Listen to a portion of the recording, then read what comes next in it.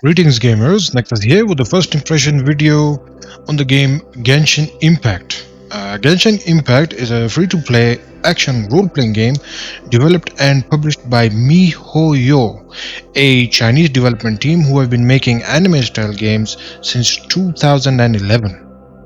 Now, upon first glance, it is clearly obvious that the game takes heavy inspiration from Zelda Breath of the Wild.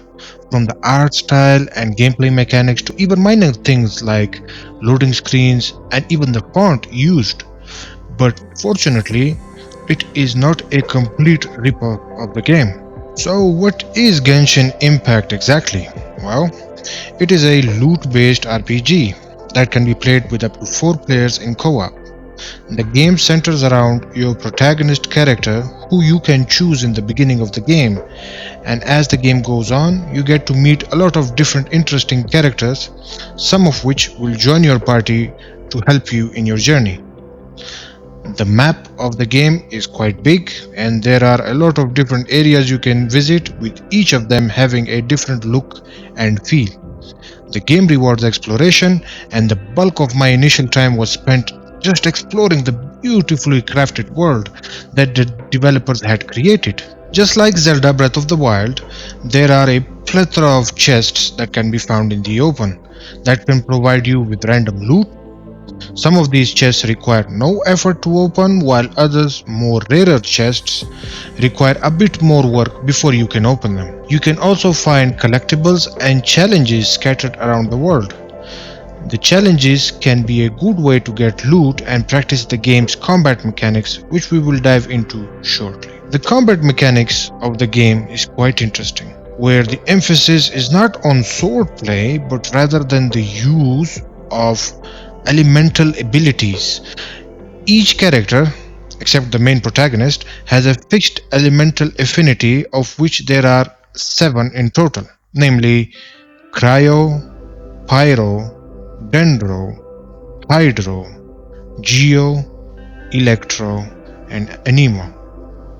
And as the name suggests, they represent ice, fire, nature, water, earth, electricity, and air, respectively. Each element can work in tandem with other elements to create elemental reactions, each of which have a different outcome when used in combat. For example, combining Electro and Pyro results in Overloaded, which creates an AoE of Pyro damage.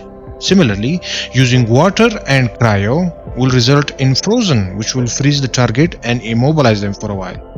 Every enemy has different resistances to elements as well. For example, a water slime will be immune to hydro spells but will be susceptible to pyro attacks. This creates a level of complexity, and experimenting with different elements on different enemies can be quite a fun experience.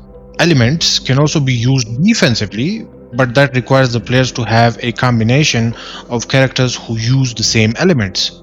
This mechanic is termed as elemental resonance, and if used properly, it can give your party a leg up in a rather difficult encounter. But you will quickly come to realize that you might not have the same elemental type characters, and that is where the loot box mechanics of the game comes in. The game has an in-game store where players can use the resources they have accumulated or buy premium currency, which can be used to open loot boxes. The loot boxes are termed as wishes in this game.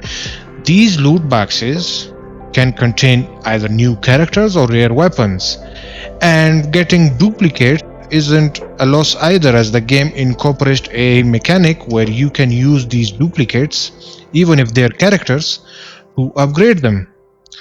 This is totally fine in the beginning, but players who have played for longer might notice that getting duplicates, gets redundant after a while, as the weapon or characters can't be upgraded any further. I don't personally like loot boxes in my games, but considering that this is a free-to-play game, it doesn't leave a bad taste in the player's mouth, considering the amount of content you get straight right out of the box.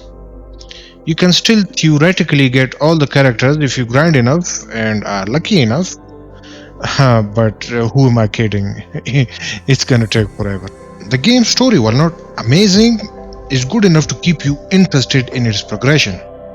One mission, you're gliding through hoops to get your gliding license, while in another, you're sneaking through an area full of guards trying to steal a holy relic.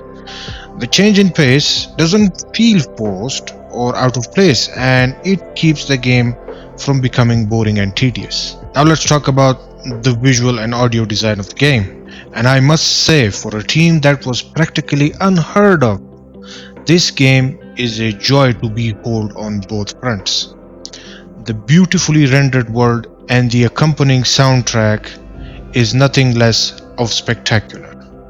The voice acting, on the other hand, for all the characters is well done, and it really gives off that anime vibe.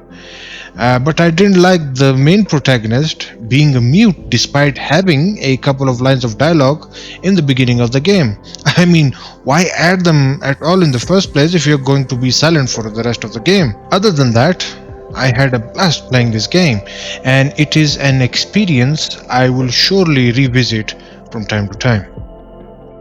Totally forgot to mention this, but if you want to play the game on another server, like for example if you want to change regions from Europe to America, you would have to restart the game from scratch. I don't know why it's a thing.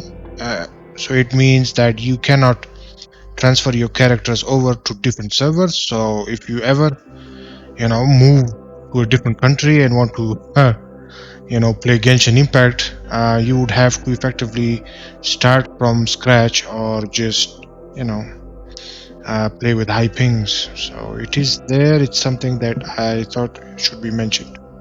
If you enjoyed this video, then subscribe to the channel. Also, don't forget to like the video and write down in the comments who your favorite waifu character is in Genshin Impact. I also stream on Twitch from Mondays to Thursdays, so join in and say hi. Thanks for watching, gamers. Godspeed.